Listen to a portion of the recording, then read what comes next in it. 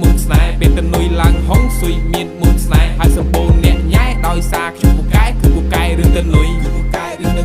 តនុយមានលុយហើយនឹងតនុយអត់លុយមិនបាច់ខ្វល់ទេព្រោះមានអ្នកណាដឹងមានតែជើងទេគឺជាអ្នកដឹងមិនបាច់ពិបាកចិត្តឲ្យរឿងជីវិតមួយនឹងត្រូវតែខំប្រឹងរឿងតនុយបើជើងអត់លុយកុំអត់ចាប់ពាក់គេបញ្ចាក់វេទនាសងគេនឹងគាត់តែប្រាក់ទេព្រោះការថ្លៃណាញ៉ាំ